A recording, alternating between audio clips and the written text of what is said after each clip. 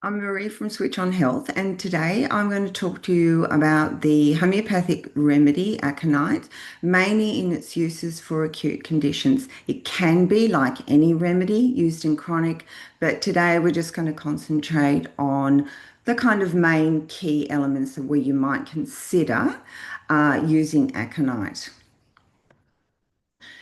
So, aconite is highly toxic. It's a poisonous plant, obviously, because it's highly toxic, but it's a really good example of where Hahnemann or in homeopathy takes something toxic, dilutes it, potentizes it, and then that enables it to be safe and then it can be used. Also, too, in this process, the symptoms that are often recorded in our materia medica and just in poisonings generally, right?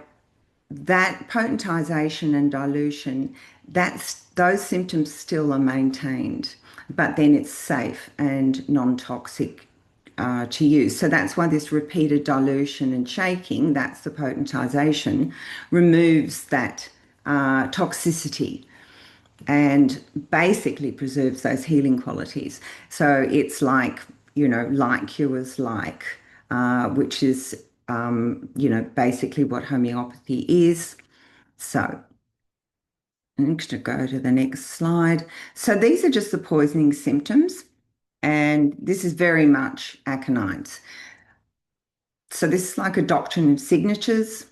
So it contains this highly toxic alkaloids and they act rapidly on the nervous system, the heart and the gastrointestinal tract. And you're going to see this and keep this in mind when you're thinking about possibly using aconite. And the symptoms usually begin within minutes to 2 hours. And this is the same thing that happens if you wish to use aconite for sudden symptoms that occur. So you can see this action is really quite violent and very sudden. So the neurological, respiratory, cardiac, and gastrointestinal symptoms. So there's a strong affinity for these nerves. You'll see it in the provings and in cases and in our materia medica and the repertory. There's tingling, there's weakness, there's numbness. Sometimes there can be a paralysis. And there's burning. That's so strong in the mouth and the skin. So it doesn't actually take much for this poison to affect the skin. And so, therefore, there can be difficulty speaking, confusion, and vertigo. And vertigo is also seen and something to be considered or kept in mind when you're looking at possibly considering aconite or prescribing it. So, it disrupts the heart muscle, right? So, it has a really violent effect, right? Causing arrhythmias, tachycardia. The pulse is fast and irregular, it can be pounding. They can have low blood pressure and they can have heart failure with it. So you can see what a violent onset this poison can do. So there's shortness of breath, the respiratory weakness, and again, before when I said there's paralysis. It can be obviously nausea and vomiting and cramping and diarrhea, excessive salivation. And I mean, that's the body trying to get rid of the poison, all of those discharges. And this feeling of impending doom, which is often associated with heart attacks, but very much associated with aconite. So the main indications for aconite is that it will come from a shock. It's like a trauma that suddenly something's happened, and this creates this sudden fear, and then all of these symptoms can appear. So just this little diagram here where you can see the shock is sudden and there's this fear, and it's an intense fear. It's a violent fear. It's a violent shock.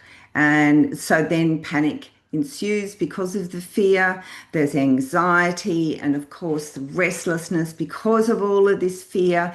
And through this whole thing that's really overwhelming the state that has been so intense, then you're going to see this weakness.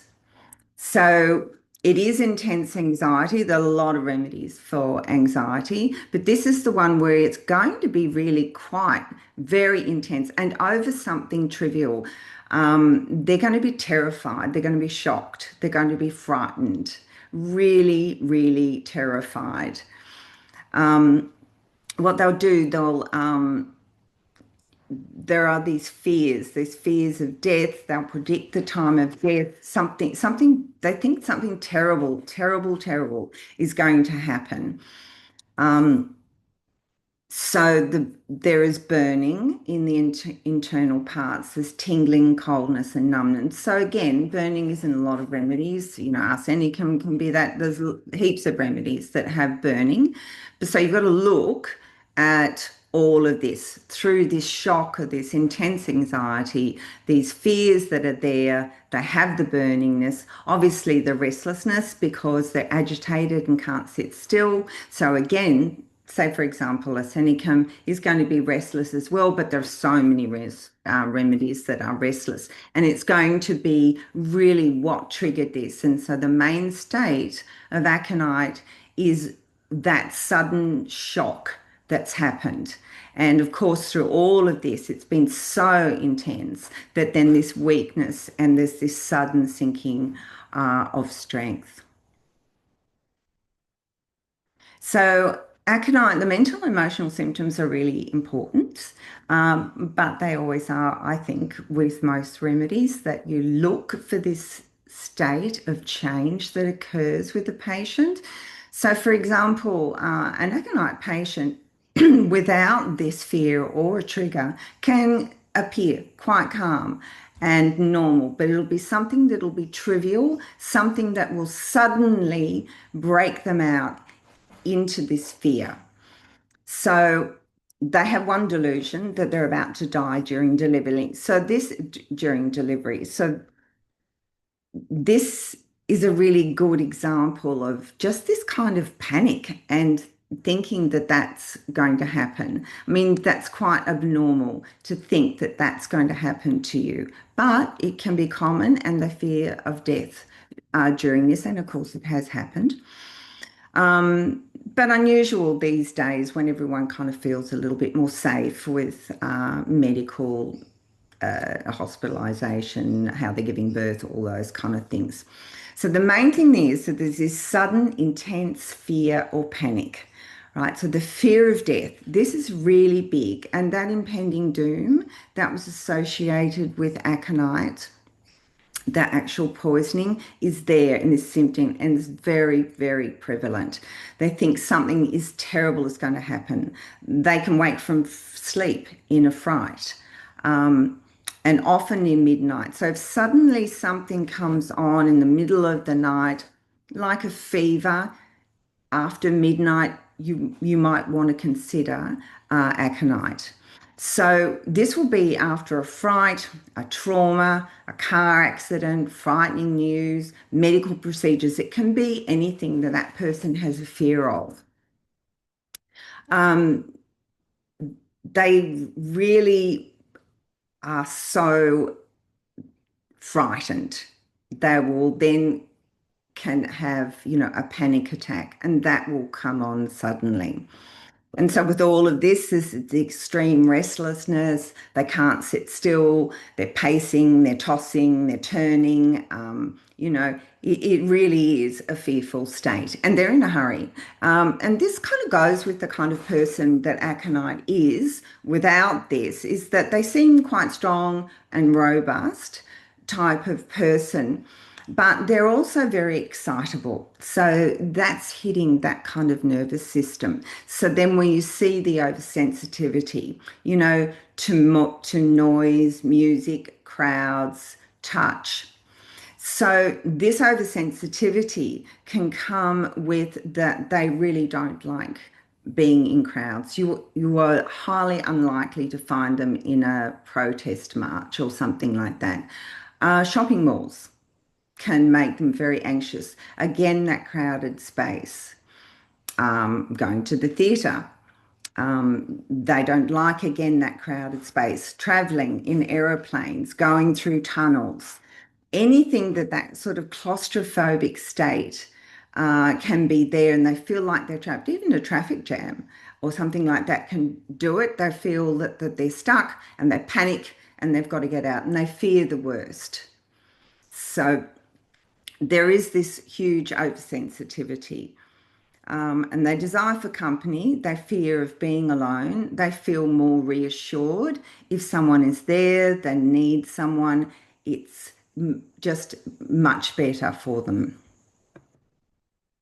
Right, so the physical symptoms are violent, right? So there's tearing, there's stitching, pain. It's like knives. The pain's intolerable. They can weep uh, and cry with the pain. So they really have a lot of trouble dealing with it. It is really an overwhelming state. It's an exaggerated state. There are a lot of other remedies. I mean, chamomilla can have that intolerable pain. So this is where you need to differentiate with what is going on. I mean, there are lots of other remedies too that have that sort of unbearable pain, and it's really terrible. So again, these are injuries after shock. So you might think about that and consider giving them a remedy that they were, they had a shock and then there was some injury. Big indication is they're in fever, right? They have a high fever, often will come on at midnight or after. It's sudden, it's really intense, it's dry. They can be chilly initially and then feel really hot. Their head is going to be hot and their body is going to be cold. So there is this element of chilliness that's there. There's burning. So there can be burning and it'll be internal. And again, you can see that intensity. It's really, really, really strong, right? So they've got a thirst for cold water. Lots of remedies have thirst for cold water. The symptoms might look like belladonna, where it can come on, but probably a little bit more gradually with the fever. But they're going to be thirstless. So it's really important to take these very small details rather than say, oh, okay, there's a fever, and that's all the information you have because there are so many remedies for fever. So these are the really small little details that you need to learn to ask the mother or the person, how things change, how they're drinking. Do they normally drink cold water or suddenly do they have a really great desire for it? Lots of remedies, again, will have that. Phosphorus is an example. But if you see them thirstless, then, probably aconite is not going to be the one. The other thing is too, that they really don't like bitter food. Everything kind of tastes, not like bitter, everything tastes bitter, except for water. So just kind of keep that in mind and maybe clarify it if you need to do that. So the hemorrhages, if there are any, and that can happen, just it can be in their cough, that there will be some blood, and that will be initially, say, the beginning of croup or something like that, and it'll be bright red, right? But this fear of death is really, really big. They really feel like they're just going to die. And they can do that with a fever. Someone can get a fever and go, I just feel like I'm going to die. So again, that impending doom, something bad is going to happen. Noises are going to aggravate and whatever. There can be that numbness. And we saw that in the poisonings, that there's a numbness, there's tingling. So just kind of go through the symptoms and see. Now, the pulse is abnormal, which happens in the poisoning again. It's irregular, it's rapid, it's fast, it's pounding. So, it's even like a panic attack when someone will describe that, where their breathing is difficult, their heart is pounding, those sort of things. Vertigo can be associated or dizziness. It can go to convulsions. So just keep in mind it's not a big convulsion remedy, but if they've had a fright or a shock and then they've had a convulsion, then that might be aconite might be a remedy that you want to consider.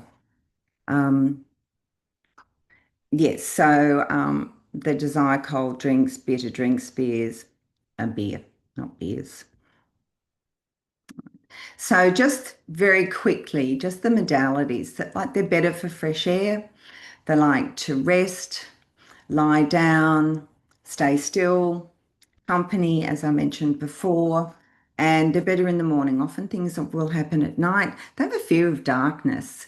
So keep that in mind. You know, a child might want to have the light on, or they might have nightmares. And so there's a fear that something is going to happen at the night time. And they're worse for cold weather, dry winds. Now, this is a really, really big, important thing to remember. This, if you see a fever that comes on and they've been exposed that day to cold weather, they were wearing not enough clothes, they became chilled. So it's a really chilled feeling that they have, and that dry winds, that will really prompt a fever. So if you see that happen and that sudden fever comes on, they've been exposed for that weather, then that's a really, good indication that aconite could be a good prescription. Now, just slightly off the point, but I think this is a really good example. Um, Homeopathy is being used with plants, so it's agrohomeopathy. And I saw something recently by Camilla Schur, and she had been talking to someone in the UK. And what he had done is that he had a hedge, and these really cold winds, really cold, dry winds came through, and his hedge, all the leaves would drop. So what he did is that he sprayed half the plants or the hedge with Aconite 30C, and he only gave one spraying and then he left the other. So I think it's been like now 2 or 3 years. The side that he sprayed aconites, right, they have leaves and it looks really healthy and looks great. The other side where he didn't spray the aconite, the leaves are falling off. It looks incredibly different. So just thought that was kind of something that might just kind of stick in your mind. It stuck in my mind, and I thought it was a really good example. Right. So they like to lie, they're worse for lying on their side. Everything seems uncomfortable. They prefer to be on their back, getting up. So of course they want to lie still, stooping. So there's a lot of things. And again, I said before, night, especially midnight and after midnight, and this sudden temperature change. So suddenly, that temperature really drops. They get cold, they're not covered, and something can develop from that. All right, so the first stage, so the first stage for acute conditions, that's what you kind of normally think, and it's well known for that. So it's the first stage of a fever. That's that sudden onset, the hot head, the cold extremities. So ask the mother or the person, how do you feel? And they want that cold water during the fever. And it's going to differ. Say, for example, arsenicum is one who's going to want to sip water. Bryony is really dry, wants to lie still, but it will have come on. The fever would have come on more gradually, and similar to belladonna, but belladonna is thirstless. So you need to get these little symptoms to differentiate whether really aconite is the best remedy to give. The other thing is that you often don't continue with aconite. Things can change. So if you're going to use it, you can use it in the first stage of a cold or flu. So again, you see the same symptoms. Head and face are burning hot. The eyes can be dilated. They're flushed.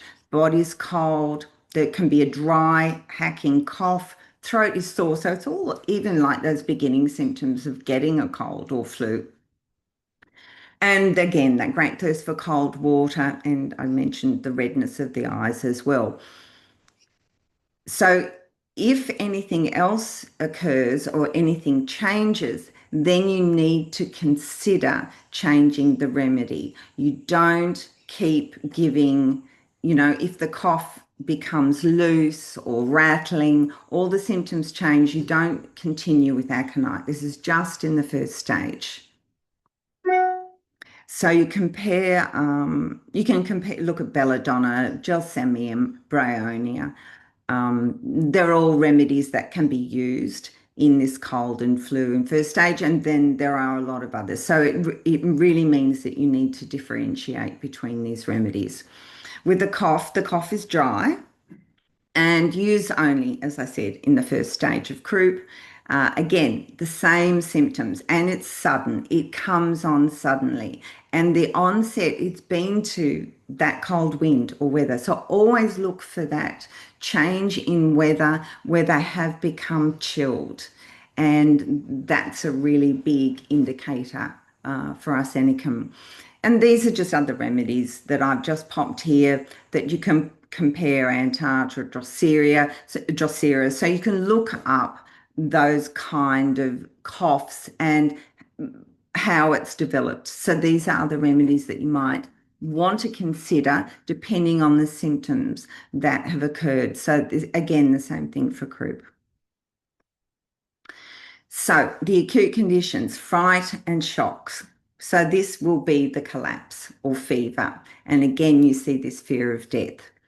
There can be insomnia. They can't sleep through this. There's intense anxieties. So they can get up and they don't like the night. They want the light on. They can have nightmares. There's a lot of fears with aconite in the subconscious. So that can go through in nightmares, or they wake absolutely fearful. So just really look for that fearful state. That's going to help you hugely. Even if with a little baby, you can kind of see the fear on their face.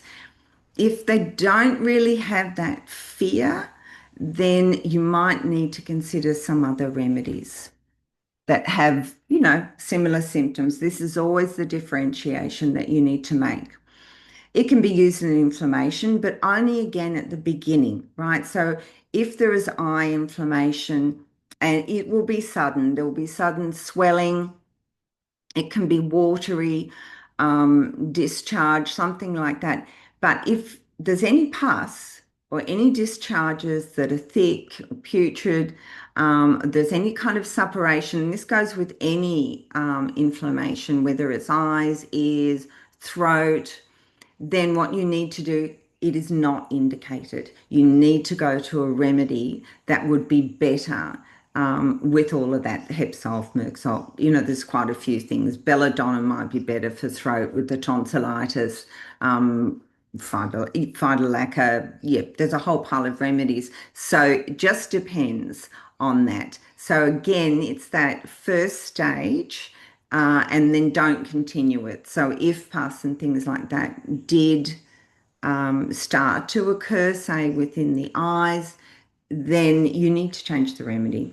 Not that aconite hasn't been a good remedy initially, it's just that that picture has changed and you need to follow that and give the correct remedy. If you give too much aconite, it's really not going to do anything at all. Their nosebleeds, again, sudden, profuse bleeding, and it can be during a headache or a fever. Again, the blood is red, can be mixed with the mucus. So that's kind of really how that presents. You always often ask the color of bleeding or the blood because it can be all sorts of different colors. It can be very dark, can be brown. So it's always really important that with aconite, it's bright red. Aches and sprains, it can be useful for a stick neck. Limbs can feel heavy, numb and bruised. But again, you must go back to see whether there was some shock, something really indicated, something really happened that really sent that system into overdrive. I've just put a little acute differentiation, heaps of other kind of remedies, but here you can see that aconite is very, very sudden. There is panic, there's this fear of death, I'm going to die, I'm going to have a heart attack. I'm going to die of this stroke. I'm going to die with this fever. The fever is dry and they're better for fresh air. And again, you can see what I've tried to really accentuate that cold, dry wind. They're much, much worse for that. That can really bring on this state of chilliness and at night time. So belladonna again is sudden, but and can look um, different, but they're kind of more delirious and irritable. This state of panic and fear of death and fear that something terrible is going to happen is really not there with belladonna. And belladonna will be thirstless, and there will be a difference in the colour. Um, so after injury, it can be considered um, that if for some reason there was such a shock, you can actually consider aconites. Arnica is often the one that's used. I'm fine, but aconite can be also too, don't touch me. But again, you need to see that fearful aspect of aconite, which arnica won't have. It'll be really different. And then, so this is just with, gelsemium is a gradual onset, ferrum phos, again with the fever, and lots of other things, but gelsemium colds, it'll be a gradual onset.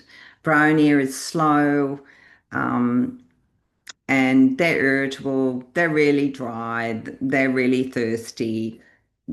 They just don't want to lie down. They want to be completely left alone. They do not want to move. Where you can see a aconite is because of the fear, is restless, walking around, really, really anxious. So I think this is a kind of little table that gives you an idea of just the kind of differences that you need to look at, and there are a lot more when you're considering aconite. When you take a patient's case, often it doesn't all come up if it is going to be an aconite prescription. Not every single symptom is going to be aconite, but sort of look for these keynotes um, and see if you can see which one is the most suited. And the most thing being sudden, that cold weather, that panic, that fear, that really overexcited state.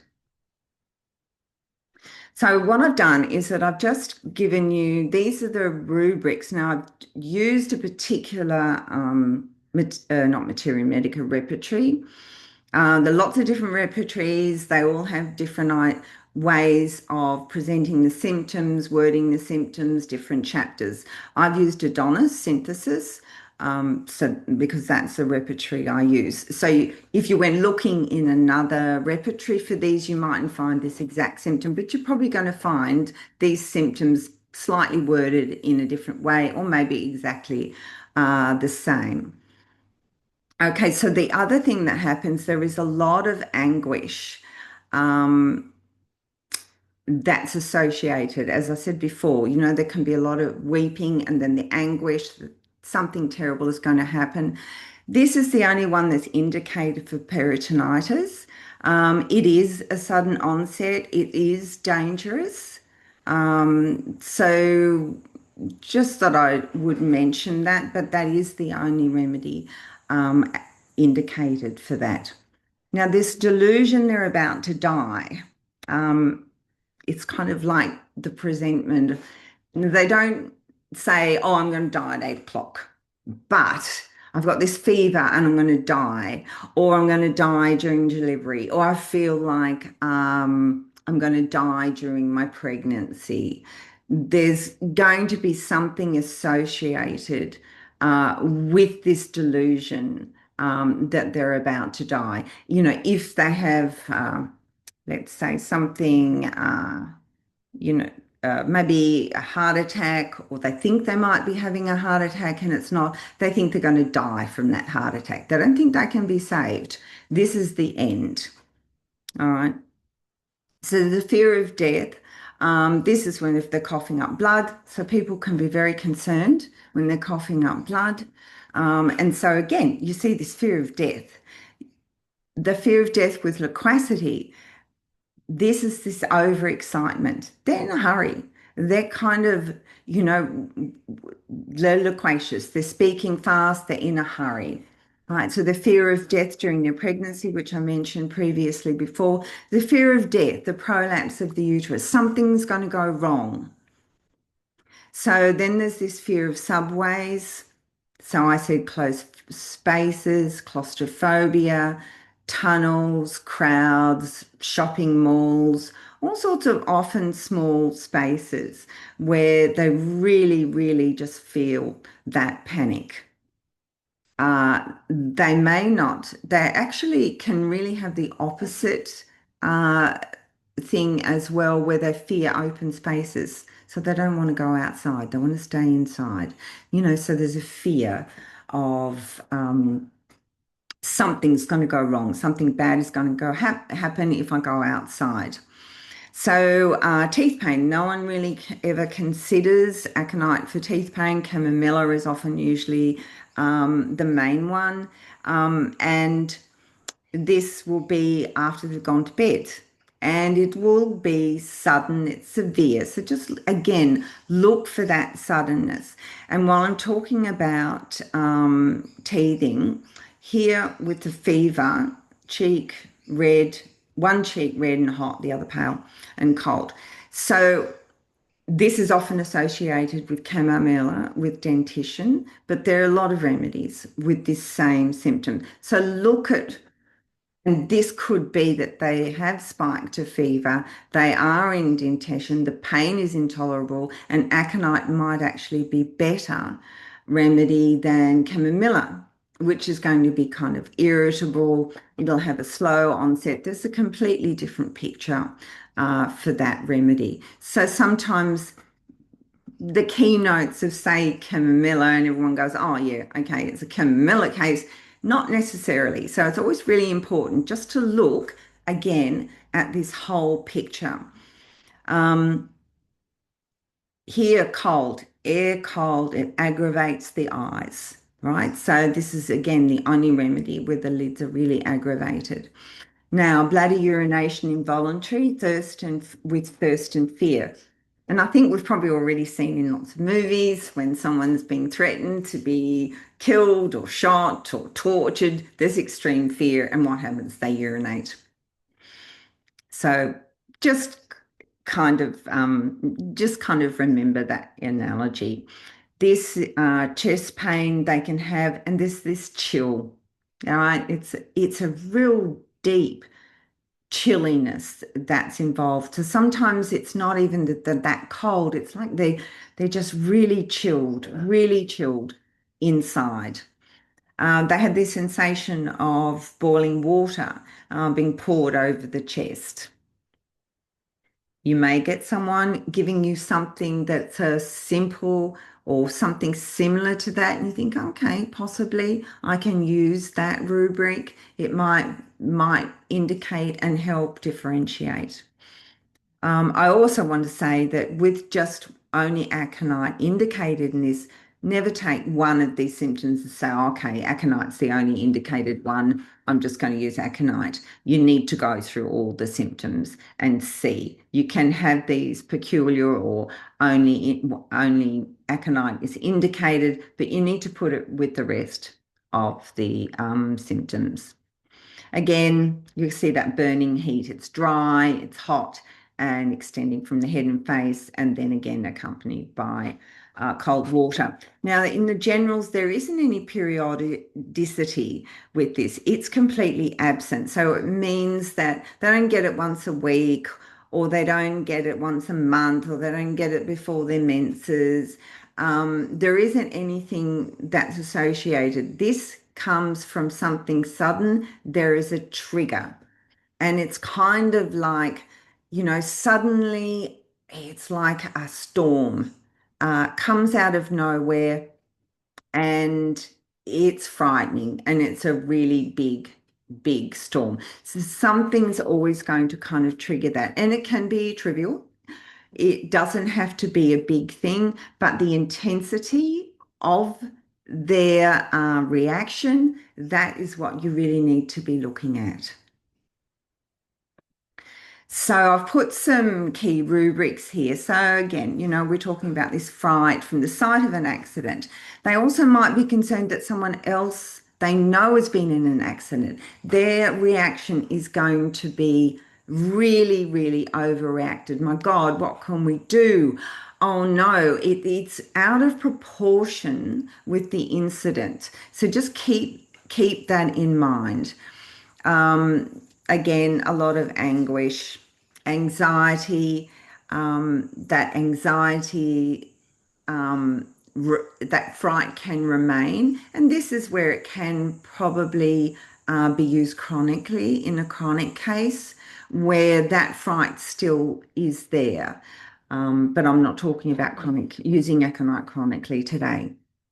Right, so it did mention before that presentiment predicts the time of death. So this is when they think they will die, with the fever, with the heart attack, all of that. So there's huge fear of death. It can be also considered like arsenicum, possibly to be used if someone's very close to death, they're kind of hanging on. And that's often associated with fear of death. And once that's released, and often arsenicum is the one that people often talk about and use to help that being released so someone can pass peacefully. Aconite is another good remedy to consider. So before, when I said the prolapse of the uterus with aconite, that restlessness, that anxiousness, that's there. They just can't keep still. Sensitivity to pain, I've talked about that, and they can be shrieking with pain. It's intolerable. Again, that oversensitivity, that over exaggeration. It's like the shock has penetrated the entire body and it sends the whole body into this sort of tremendous restlessness and no position will or anything is going to really help that. So just to go back from the ailments of fright, just wanted to mention that I often think about earthquakes. There is that fear of if they've been in an earthquake or an earthquake is going to happen and they're going to die. So aconite was actually used really successfully. I think in Athens in the 1980s, there was an earthquake. And obviously, there are a lot of tremors and things after that. So that's where aconite was very useful at the time, and you might want to consider that. I mean, even, you possibly might have a person these days when they're watching a lot of social media, there's a lot of fear generated around that, maybe even COVID at the time. If I get it, I'm going to die. All right. So again, not a great response, but then also to, that was kind of really propagated quite a bit, that fear, but it will really buy into someone and put them in this aconite state. And as I said before, what I've done here with the numbers is there's 5 from the site of an accident. So they don't have to be in the accident themselves, but that shock. So you look for that shock. Only another remedy for this one here. There's 7 with this death or predicts that time of death. Fear of death, 302 remedies. So there are quite a lot. Okay. But fear of death with loquacity, very, speaking really quickly, aconite only. And interestingly, the prolapse of the uterus. So again, that it's just really fearful that something terrible is going to happen. Okay, so that's aconite very briefly today and how to use in acute conditions. I wish everyone a great day. Bye.